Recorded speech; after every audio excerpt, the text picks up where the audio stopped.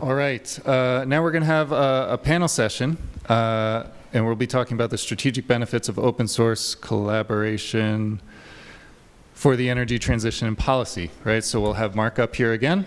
It'll be moderated by Dan Brown, Director of Communications at LF Energy, Lucian Balea, Deputy Director of R&D and Open Source Director at RTE, Jonas, it's on the next page, Jonas Vanden Bogaard, Digital Strategy Lead and Open Source Office Lead at Alliander, Savannah Goodman, Data and Software Climate Solutions Lead at Google, and last but not least, Antonello Monti, Professor RWTH Aachen University. So please welcome them to the stage.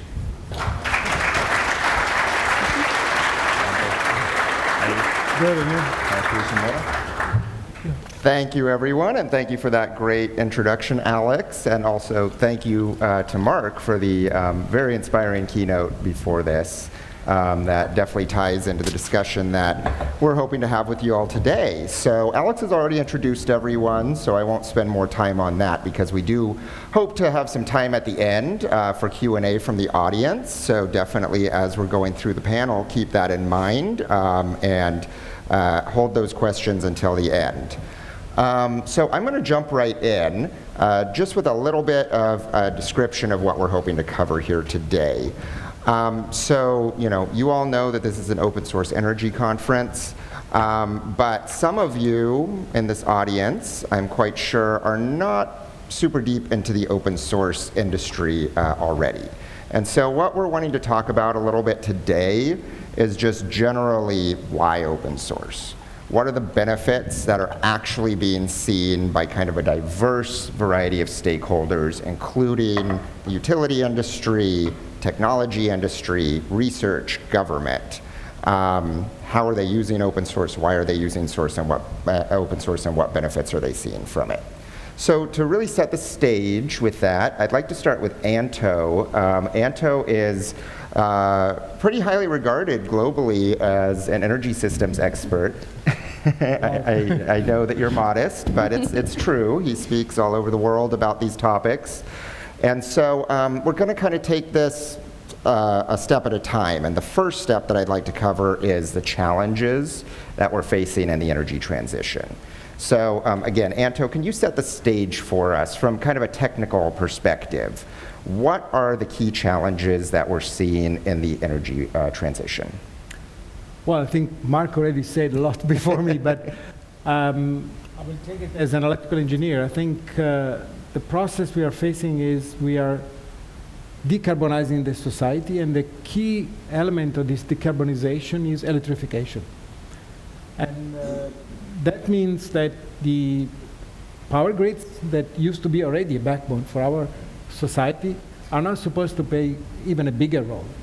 And this is a dramatic change because it means basically, in rough calculation, we need to triple the energy that is flowing through our networks. And as we heard also the introduction, if we do it the old way, this is an impossible investment.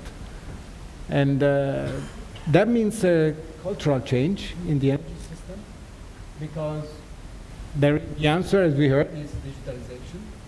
But I would say in the field, there isn't that digital knowledge, digital culture.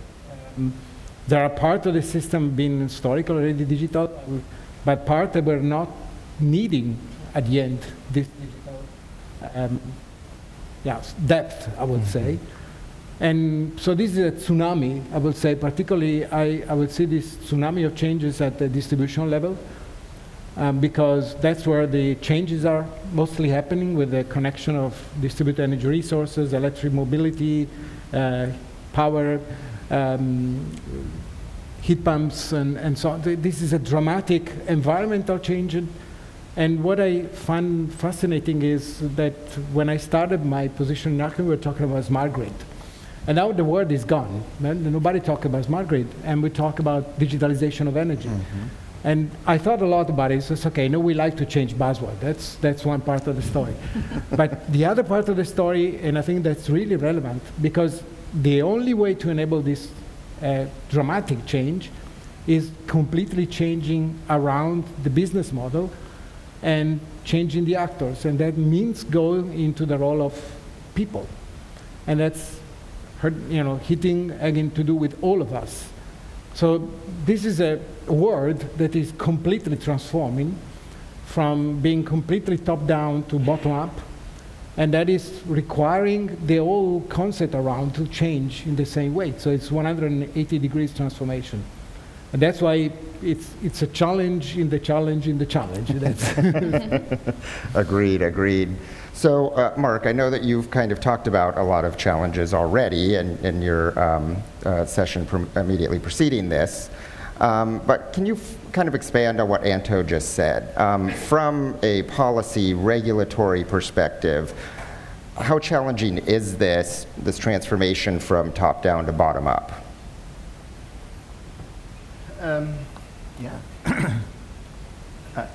Big. I mean, that's that's the short and the easy Loaded answer. question. Big, but also big, but not impossible, right? I think maybe that's one thing to start with. I think if we look back, like let's say 12, 15 years when we were first as an EU, so to say, we're saying we need to promote the use of renewables, and we set a 20% target. I think that was in 2008.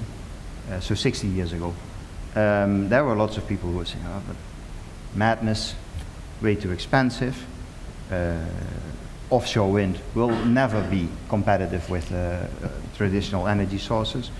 It will lead to blackouts because 20% of renewables means 33% in the electricity system. Also madness, it will lead to blackouts. We don't have storage technologies. Everything will go wrong. That was 20% for 2020. I think at the moment we are at like between 30 and 35%. And we're still doing very well, let's say, knock on wood. But so we can do this. And if we put our mind to it, we put our resources to it, we can really make the change work. And I think, of course, we need to be critical, vigilant, and keep each other alert. But I think if you ask this question, it's also good to reflect on what we have actually achieved and how, in that sense, we are also a model for the rest of the world in terms of how can you transfer such a hugely complex electricity or energy system into making it renewable based. Now that said, and combining that with everything that Anto mentioned, there is still a lot more needed. We are, like I said, at between 30 and 35% renewables. We want to get to 42.5 or 45% renewables in 2030, and we want to completely decarbonize in 2050, and electrifying all that demand. So we're running into the limits of what the grid that we had can do, and that really requires a substantial change in the way we plan, we operate, etc. And I think because it's such a decentralized challenge, it requires a cooperation of a lot of different actors, and making all of them together move, that is actually the hardest thing. So it's not just a few consumers or a DSO in one country, but it is making sure that the consumers have the right tools to invest in renewables and can actually make use of them, that they can gather at community level to organize themselves, that the network operators make it easy for all that things to happen, that the network operators at DSO level communicate with the ones at transmission level so that there is an overflow of renewables, the transmission system can handle it. The rewarding of the flexibility is something that we're particularly looking at also in our unit at the moment, and the amount of data exchange that requires is really quite a complex thing, and getting the different actors, let's say from the car manufacturers who are worried about is there sufficient charging capacity for the ones that buy my car, and the electricity companies that worry what all these cars are going to do and we don't know where they are, so we want to know everything about them all the time. Let's say getting these parties to understand each other. Let's say if we would have 50 years, it would work out. We wouldn't need to worry. They can talk for 50 years and then they will gradually understand each other. But if we want to do this in 1, 2, 3 years, then it requires a real, very sharp identification of what the priorities are in all of these actors, and getting all of them to identify these sharp priorities in the same way in such a short time. That's, I think, the biggest challenge. Absolutely. So let's turn to the utility perspective. Lucian, RTE is a TSO, Jonas, Alliander is a DSO. You all, as Mark was just saying, there's a lot of planning and operations that goes into this. You're doing this on the ground, hands-on. I know we've just heard a multitude of challenges from a technological perspective and from just a societal perspective. What are you folks seeing as the ones who are like, you know, kind of the front line of this, addressing these challenges? So, well, first of all, as a TSO, I can only support what Mark and Anto just said. So the key challenge is how do we foster a fast track towards carbon neutrality? And this is, it goes even beyond the challenge. That's a corporate purpose, in fact. But I want also to add that, unfortunately for us, that's not the only challenge. At the same time, we are facing aging assets. So we have to prepare to a wave of asset renewal that adds on top of that. And unfortunately, at the same time, we are facing the effects of climate change already today. So, for instance, the pattern risk of floodings is changing. There are wildfires, and we already observe in some areas dramatic consequences of that.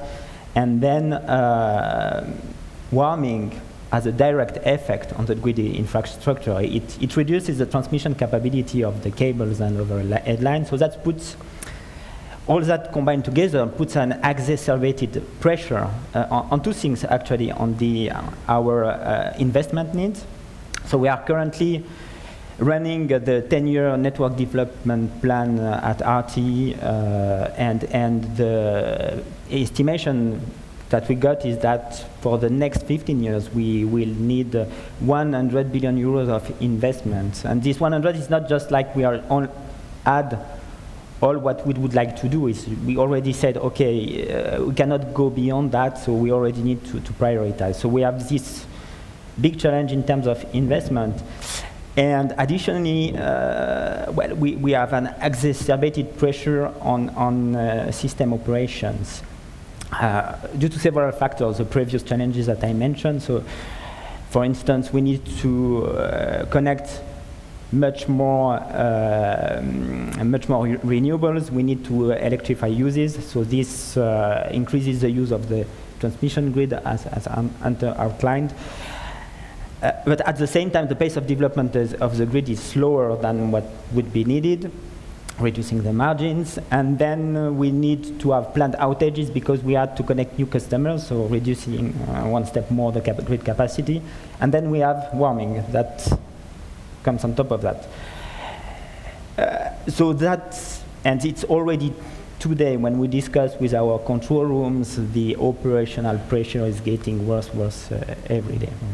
And then we have a magic word that is digitalization. It's, and it becomes almost a vital necessity, but okay, so then what does it mean? Well, we have, this translates into an inflating digitalization roadmap, and each day it goes, it inflates, and we need to develop more things than we deliver, more and more things. So and also we need to, it's not an easy thing, we need to really to develop complex things that could help us to manage this multidimensional complexity.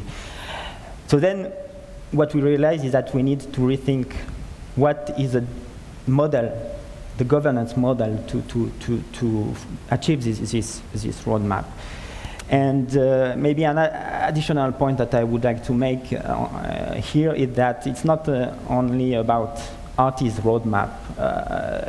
Another key challenge is to coordinate the roadmaps across a multiplicity of stakeholders beyond the borders of the company. I mean, if, for instance, due to the fact that we cannot build the grid fast enough, we need to leverage flexibility from distributed renewable energy sources. These are not customers of the transmission grid. These are the customers of the distribution grid.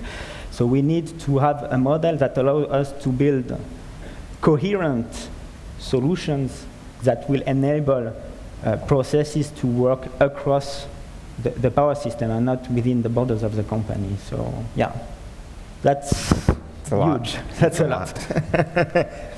Jonas, please. I'm positive person, so I agree with Mark that the task is definitely not impossible, but it's a very big task ahead. Also for us as a distribution system operator. Anton already mentioned that the electrification will lead to demand for 3 times the energy capacity in our electricity grids, which is huge. And even though we are stepping up, similar as RT, our investments and our workforce to expand our distribution grid, that on itself is not enough.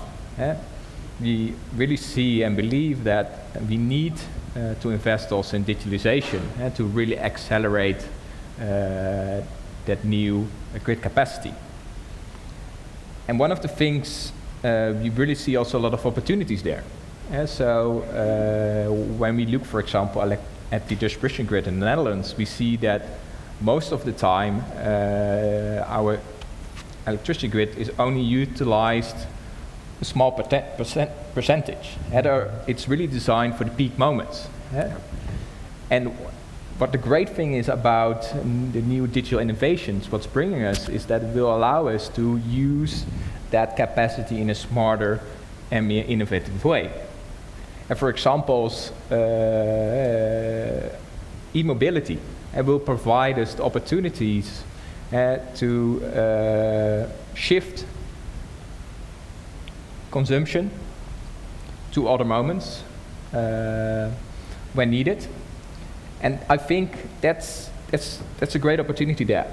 And that's also one of the opportunities which we as Alliander really believe in as strategic in our goal. But we also see that this challenge to build these new digital capabilities to make these solutions possible is also an enormous task. And also a task which we not only can do solely, and we have to reach out to collaborations within the sector and cross DSOs, but even wider. Fantastic. So let's turn to you, Savannah. You have a very different perspective. You're not generating, transmitting, distributing energy. You're using energy at Google, a lot of it. So as an end user of energy, you joined LF Energy for a very different reason than many of our members and these other folks on stage. So as an end user of so much energy, what different challenges are you facing? Yeah, sure. Thanks, Dan. So let me start off with a little bit of context on Google's energy journey. So we have been achieving 100% renewable energy, which means global annual matching, since 2017, despite our load growing quite a bit over the last few years. Mm-hmm. However, we know that we need to move towards kind of the next ambition, the next goal, to really decarbonize our consumption and to drive new clean capacity on the grid. And so that's why we've set a 24/7 carbon-free energy goal, which effectively means we're going to match our consumption in every single grid, every single hour with clean energy. So very ambitious. And given that, goal, we have a lot of, we've seen a lot of challenges, especially on the data side. That's where we, when we first started our journey, the first thing you do is collect the data to sort of baseline where you're at. And getting access to granular data has been a challenge. So we need access to our consumption meter data from the utilities, we need the production data from our PPAs, and we also need that hourly grid mix data. And just as an example with the consumption data, you'd think that would be the easiest one because we're the consumers, like it should be easy to get that. However, most utilities do have hourly data, especially for large consumers, just for billing, but they don't always give access to customers. Even if they do, sometimes the data has to be manually downloaded, and so it's not scalable for a global operator like Google. And even in there's some regions in Europe that are the most advanced, that have these centralized data hubs that offer the data through APIs. They don't have necessarily a standard for authorizing third-party access. And so we've been, working with a good partner of ours, FlexiDAO, to help integrate, meter data across. But even so, it's still been a challenge. And so we're, very interested in working with LFE to make this data more accessible, not just for Google. If it's a challenge for us, it's going to be a challenge for everyone. And 24/7 is really not just about Google's footprint. It is about driving and accelerating system change. And so making this data more accessible to all energy consumers is the challenge that we're trying to solve. Makes a lot of sense. So we've got a lot of challenges. We've got technical challenges. We've got hardware challenges. We've got software, digitalization, data, societal challenges, convincing people to modify behaviors. It's a lot to solve. And so that's why we're here, though. So let's turn to how open source can help. So I'd like to ask all of you, maybe we'll just start with Lucian and go down. Why open source? Why collaborate with people on this? Why are you working with each other? There's the old traditional method. Why not just let your vendors figure this problem out and buy the solutions off the shelf? So actually, because it does not work, we realize that like the traditional way of building, acquiring software solution does not provide the needed solutions at the needed pace, the needed quality, and the needed evolutivity. And actually, this is not because vendors are doing a bad job. This is, when I look at that thing, my conviction is that this is because we are in an evolving context. I mean, I cannot specify today what I will need in a few years from now, because the environment is changing. We are discovering the issues as we are progressing.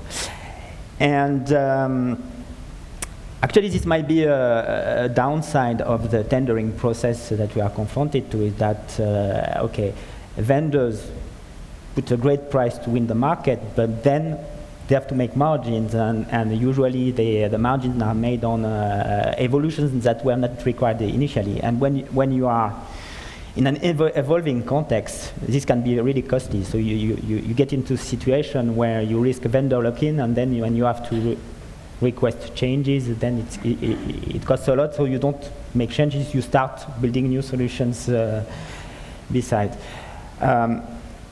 Additionally,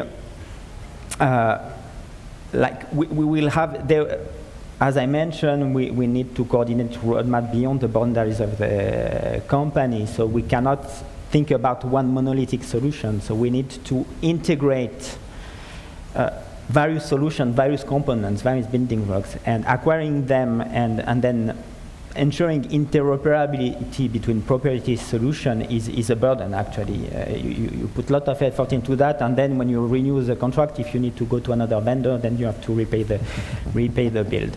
So that does not work.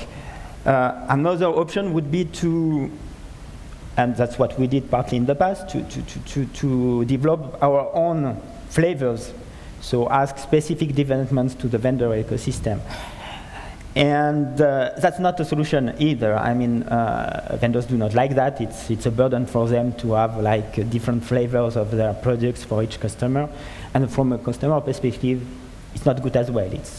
We pay the extra cost to specialize the solutions, and then we have to pay the maintenance in the long run. So it doesn't work. And besides that, we sometimes have to reinvent the wheel. So we realize that this model does not work, and that there would be an interesting path in between, that is, could we make it together in such a way that at least for the platform functions, for the interoperability, we can, through open source collaboration, ensure that we have solutions that are common to several users, to several vendors, and that will ease upgradability, etc., etc. So that's the reason why we went to open source. Jonas, what would you add? Yeah. So for us, solely reliable on the traditional approach is not enough. vendors play an important role for Alliander and will also in the future. But we see, as I was mentioning, energy transition requires us to invest in new digital capabilities, where there are often no solutions out there yet. And the path towards those solutions is also not very clear yet. So we really in the beginning of building those new digital capabilities. And what we see there is we can invest them in alone, but that will not bring us enough expertise or knowledge or resources to achieve that. And this was one of the reasons in that one of our important themes in our new digitalization strategy is that we want to achieve co-creation through partnerships and collaborations. And open source has for us proven to be a great way to achieve that. It's a great way where we can bundle powers with our peers, like other DSOs, TSOs, but also with vendors, universities, but even cross-industry. Build on top of the expertise from other industries, like the techno industry, like Google's, the Microsofts, and leverage these shared resources and shared knowledge, and to create those new innovations and new solutions we so hardly need to achieve that acceleration in the energy sector. Music to my ears. Savannah, I mean, Google uses a lot of open source already, so this may be a little more obvious for you, but still, I'd love to hear in your words why open source to solve these challenges. Yeah, so for us, we truly see a lot of these solutions to be pre-competitive, even though, we're working with our competitors, our peers in the space. And that's because we all have slightly different varying, climate goals, but at the end of the day, we all need the same data access. And, it doesn't really make sense for us to build these solutions in a silo because, it's sort of reinventing the wheel over and over again. And so the advantage of using open source solutions is we can move faster, it can be more scalable, and, especially for data access, there's not a lot of, we think that should be pre-competitive. The other thing about working with our peers is that we can, amplify our voices by working together. So if we set common goals of making, this grid and energy data available, we can accelerate that by, putting our collective resources behind it and move a lot faster as opposed to just working as a single consumer in the space. Couldn't agree more. Anto, I mean, maybe it's a little more obvious from a research university perspective. I think you folks are traditionally have been a little bit collaborative, but why do you think open source is the way forward here? Well, it's also true that universities sometimes try to make money out of the intellectual property. So True. We had both models in the university actually, and it's sometimes difficult to discuss with our central office. Are you giving out everything? This is the first reaction. But we had the experience now and the possibility of compare. So we have been developing a technology for measurement and that we originally covered with the patent. It was in our shelf, was very good, stayed in the shelf. Then we made it public. We made public the hardware. Now there are companies using it, building, and we have a cooperation with Taiwan. They are covering the complete country with our technology. So our impact in society has been totally different, and now we have a lot of cooperation with them. So we have a project with Taiwan, funded by the German government, funded partly by the European Commission, and we are building a cooperation because they are so interesting as use case because it's an island. It's like looking into the future because all the problems are scaled in a different level. So we are learning so much that is generating much more than what we were doing before with the same technology.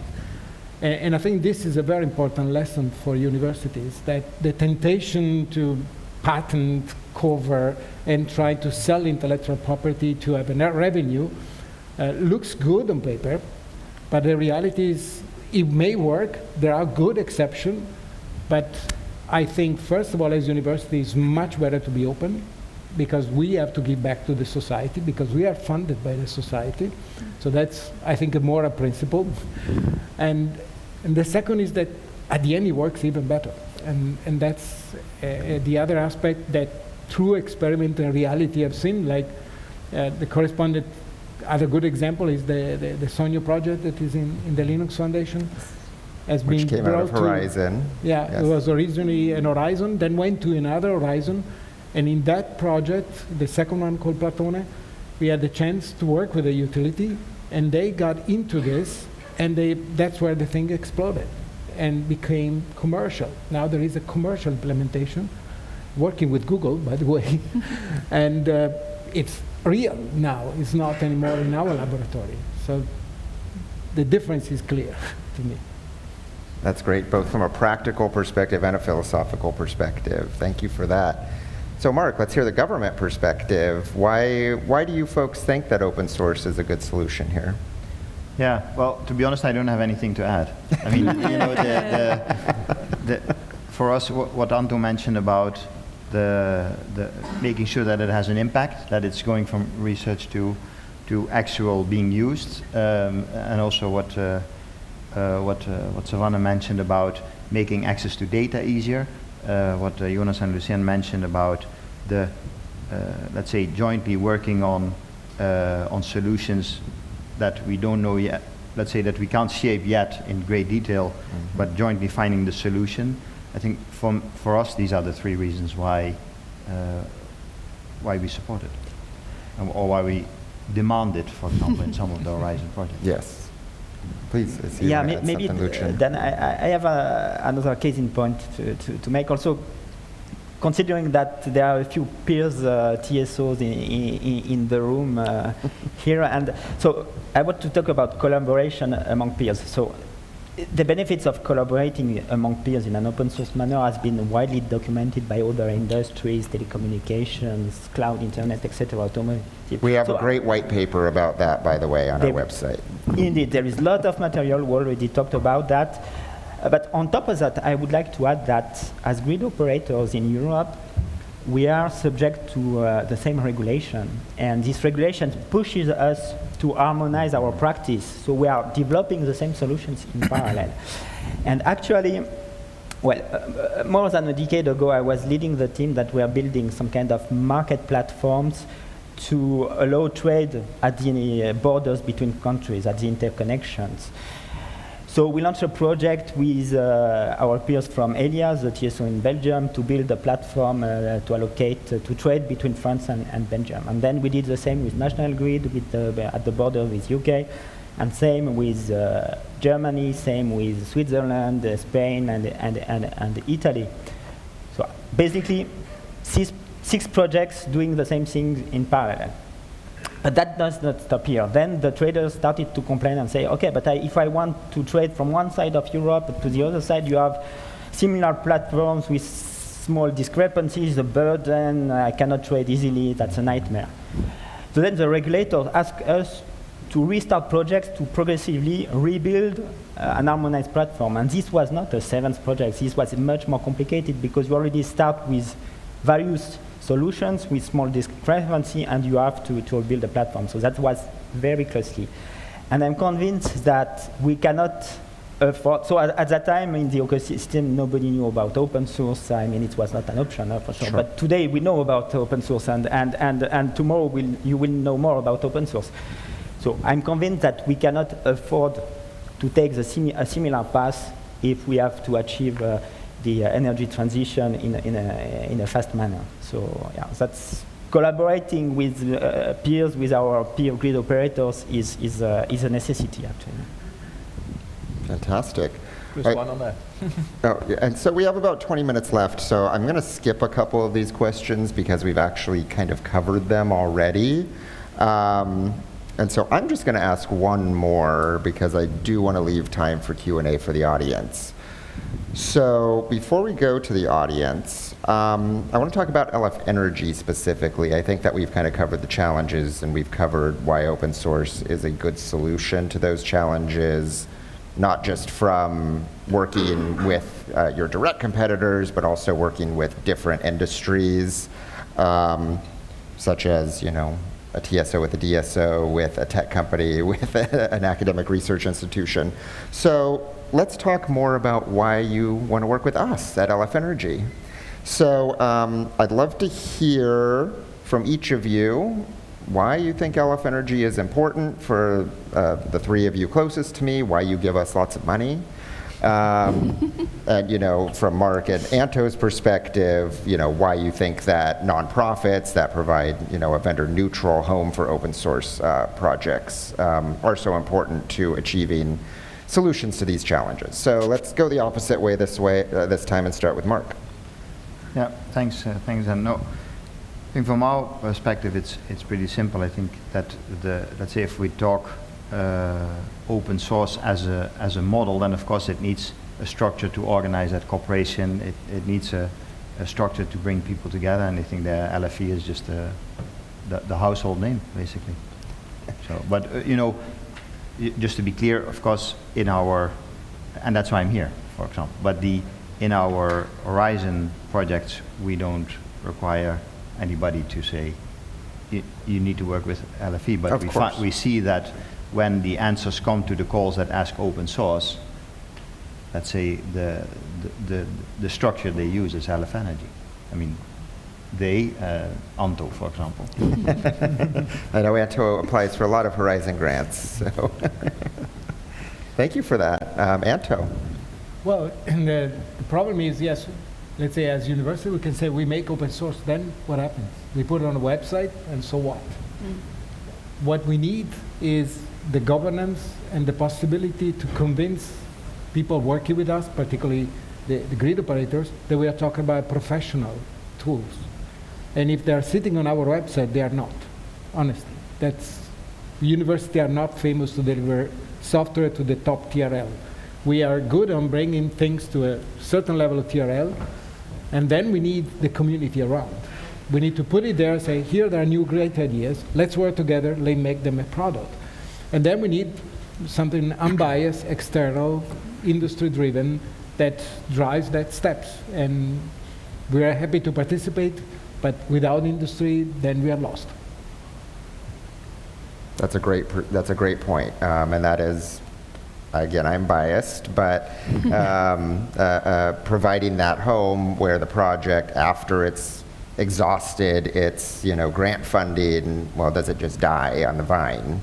In a foundation, we can help keep it alive. So thank you for that perspective. Savannah, I know Google is one of our most prolific members of the Linux Foundation in general across dozens of different sub-foundations, not just LF Energy. So this is probably a pretty easy question for you to answer, but we'd love to hear your perspective. Yeah, I mean, I think, to echo the infrastructure that LF and LFE has already set up is super important for us to be able to drive things quickly at scale, right? That's one of our biggest challenges that I mentioned. And just to put a finer point on the community that LFE has brought together, we think it's super important for utilities and grid operators to be working with large consumers like Google, because we can be a bit of the tip of the spear, right, on what's coming down the pike, because we're typically in a leadership position. And so being able to do that in a pre-competitive, kind of innovative community space is really important. And then similarly, I think, we have relationships, of course, with the grid operators, outside of LFE, but it affords us the opportunity to be able to talk more about, what we can also bring to them. So, for example, we have been doing demand response with our data centers. We can actually shift our compute load in space and time. And that's something we're looking to do to help, address some of the capacity issues that we're starting to see on the grid, and being able to talk about that, and figure out how do we scale this solution with this community that LFE has brought is super important. And then lastly, what I'll say is the reason we're a steering or strategic member. There's a lot of noise right now, I think, coming from the energy consumer space, and so sure. We're trying to provide a little bit more of a signal through that noise on what we see as truly important, and where, what we've seen research show is really the best way for energy consumers to participate in this transition. And so being able to kind of provide, that more clear perspective and drive the prioritization within LFE. Fantastic, and we're happy to have you helping do that and to help you do that. Jonas. Yeah. When we started our open source journey back in 2019 or before that, we recognized quite fast that building up that open source capability is not easy.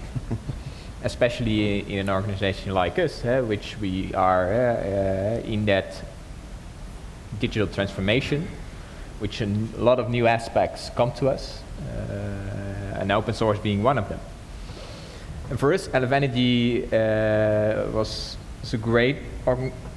really helpful in that beginning of that journey to leverage that knowledge around open source that was already out there. It helped us to get our legal team up to speed with how open source works in legal challenges and questions. It helps us to learn if you want to mature your open source maturity as an organization, both on usage, contribution, and bringing projects open source. It helps us to provide the best practices which we could reuse and adopt. And most of all, it was also a great network organization to get in touch with peer organizations, and specifically RTE, which was a little bit further in the journey back then, to leverage their knowledge, their lessons learned, also their failures, which they were really open about, and that really helped us and learn from that and take value of that. Fantastic. And Lucian? And we learned a lot from Alliander as well. So we were not that advanced. So helping each other helps us to go faster. But yeah, maybe to add on top. First of all, what I would like to say, it matters because of today. I mean, being on a strategic member on a driving seat of LF Energy, making sure that in such events we gather the key partners, the best partners to achieve our goals, our digitalization goals, matters a lot for us. Making sure that LF Energy develops projects in areas of our interests of our team matters a lot. And actually, we are involved in 7 LFE projects currently, I think. Making sure that LF Energy allocates its budget on key topics, like for instance, Alex mentioned the security audits. We are involved in those projects, and these are critical software for us. So having them at the state of the art of security, cybersecurity practices is key. And in the end, what do we get from that? We get better software, and we get leverage from collaborations. And I just want to invite you. I mean, we could speak a lot about that, but the best way to realize what it means is just to go to the sessions that will explain what projects are doing depending on your areas of interest, getting there and realizing the strengths of collaboration, the quality of the software development that is made there, and that's tremendous. Yeah. Perfect. Thank you all so much for this. So we've got a little over 10 minutes left. So I'd love to take a couple questions from the audience. I see one right here. And we've got a microphone coming. Oh, we've got lots of questions. So we'll get through as many as we can, as quickly as we can. But if not, grab folks in the hallway at the coffee break. Hello. Bruce Tulloch's my name, from Causal Energy, representing the Trusted Energy Interoperability Alliance. We represent companies including JERA in Japan, Eon Energy in Germany, GS Energy in Korea, and Origin Energy in Australia. We're currently working on standards for interoperability, but part of this is obviously, as you've been talking about, and LF Energy is clearly focused on, open source and sharing is mission critical and key to this, and we believe that as well. What I'm interested to know across the Brains Trust on the stage here is what standards are already in development in Europe or elsewhere for trusted interoperability across the entire distributed energy ecosystem.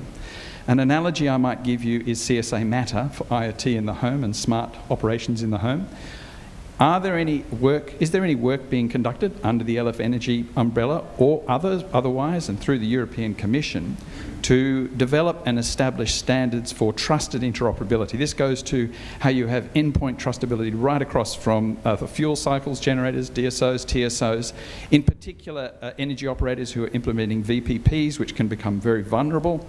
And what learnings, this is a question particularly to Savannah, can we take from the world of IT to inform how energy might do this? Because energy is becoming a trade of electrons for bits, effectively, and we want to use those bits to more effectively use the electrons. So I ask in particular, what initiatives or standards are already developed to achieve those objectives across the entire distributed energy ecosystem? That is a detailed question, and I will let the panel address it, but I also just want to flag, definitely go to the standards panel. I can't remember off the top of my head when it is, but it is on the schedule, and that will delve really into that. But I saw Anto's hand Yeah, up. maybe one initiative I would like to mention that is transition to LFE right now is the OneNet connector. This is a result of a project funded by Mark called OneNet, which we developed a mechanism based on data space technology for data communication between TSO, DSO customers, so the whole level. And it's exactly targeting what the question was asking about. It's a project now in the LFE, is doing the onboarding process, so it's not on the website, but it's fully open source and been already tested in a variety of utilities across Europe at DSO, TSO level. So it's quite mature, being on the field, and we hope becomes a standard. But it's based on international standard like IDSA to support data communication. Yeah.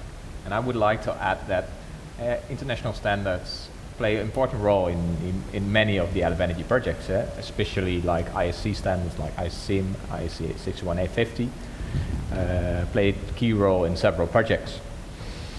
And there are also projects like Open Leader, which is closely connected to the Open ADR standards, which I think is also a great synergy between open source and standards, because open source can provide reference implementation of standards, which makes it more easier for organizations across the sector to implement these standards in a more generic and standard way. And maybe I can just add briefly, Google by no means is an expert at running the grid. We'll leave that to you all. But we are experts, of course, in data. And so one of the standards projects that we're most involved in is about data interoperability and making data more available and accessible. So we do have a panel. We'll talk about the CDSC Carbon Data Specification Consortium later, either today or tomorrow. Yes, there's a lot of sessions. I can't keep track of the full schedule in my head. All right, let's take another question. This might be the last one. Robbie. Yeah, Robbie Morrison from the Open Energy Modelling Community. This is really directed at the European Commission and concerns open data. We need to take the public along with us on this journey, and we need social license. And part of that is having genuinely open data. Most of the data that comes out of the Commission, I have to say, is legally encumbered, whether it's statutory reporting, the Open Data Directive, weather reanalysis, scenarios from EASA are beyond the definition of open. Can you comment? So what's the question? The question essentially is, are you going to put open licenses on the data that you have control over? You mean for the things like the modeling? Data for the key licenses, the Creative Commons by 4.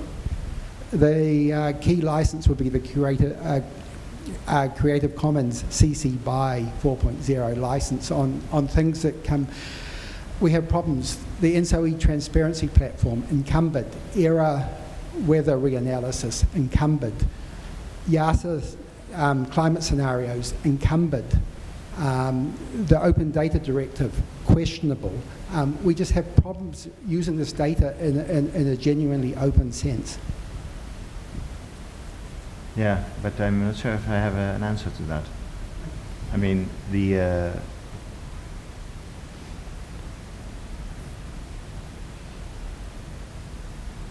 I mean, I think this is one of the, let's say I wouldn't, the open source discussion that we're having here and about applying it to the energy, etc. So I think what you're saying is that apply it also to the EU and the data that we have or that NSOE has, etc.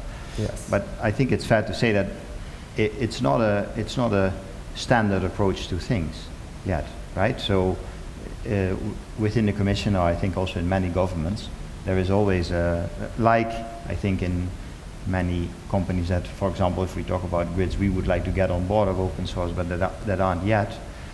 It's not a standard approach yet, and I admit that also within the Commission. If we, I think you mentioned this. If we talk about the source data for modeling, these are not open source type of things. And I think I think we will. Let's say if you go around the college, we will have the same reflexes that as that, for example. Anto or Jonas or Lucian will face when they talk to other distribution system operators, like what happens if we start sharing all this data, because then it also becomes much more transparent how we use it, whether we make the right decisions or not. So I think this is a kind of a mentality thing, but I think it links to what I said at the end of my talk, like go out and spread the word about the benefits of it, because what you're asking is actually a lot of micro decisions in a lot of different places within the Commission about how, or other actors like NSOE or the regulators, about how open are we about it. And I think there is not that critical mass yet at that level that makes that the standard approach. Okay, we've got time for one more quick question. Pierre Vogelfink, I'm a freelance consultant in the digital energy space. I support startups in my daily work, and many of these believe in open source. I do too, obviously.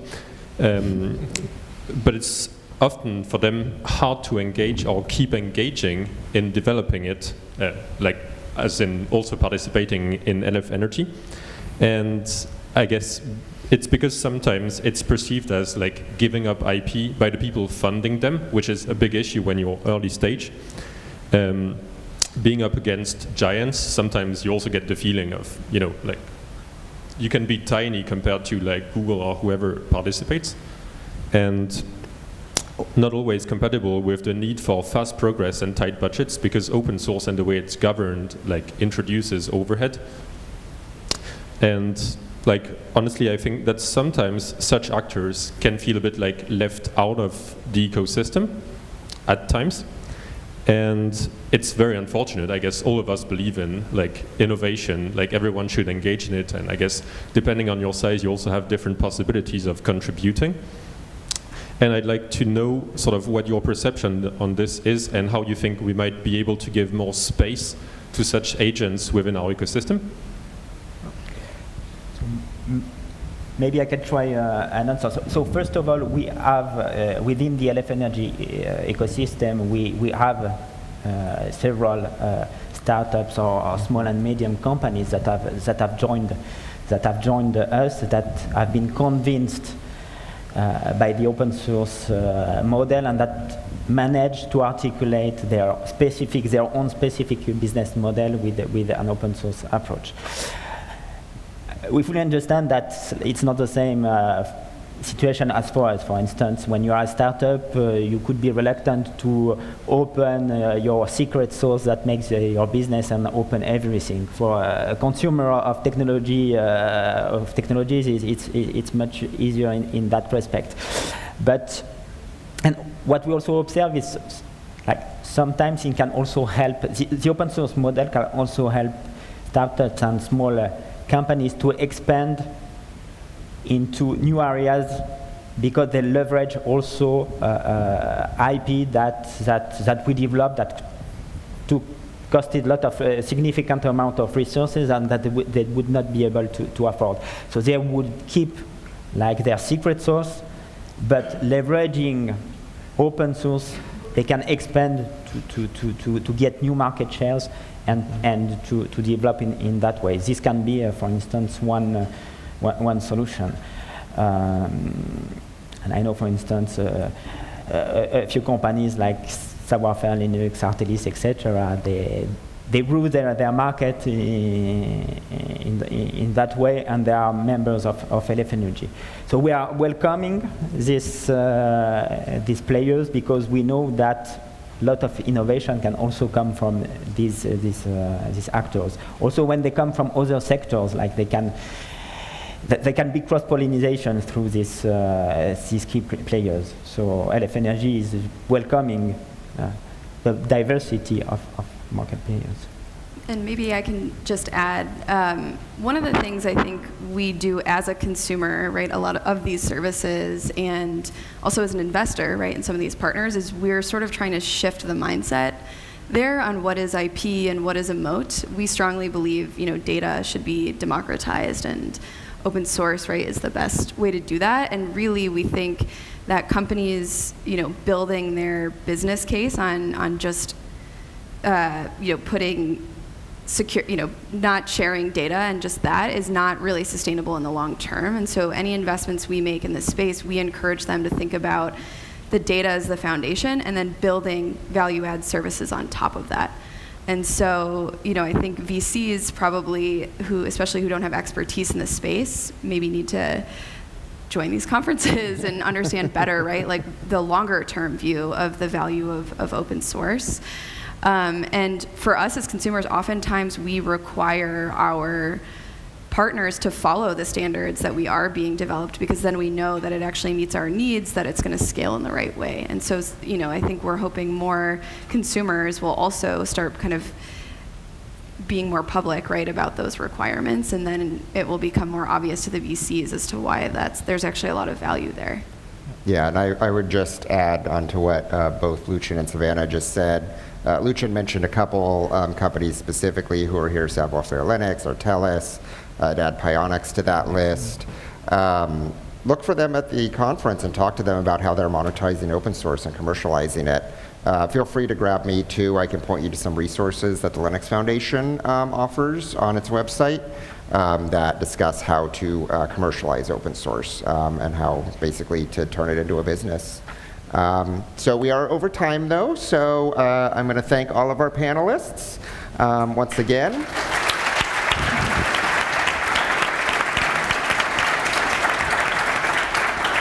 And we'll turn it back over to Alex, I think, to send us off to the break.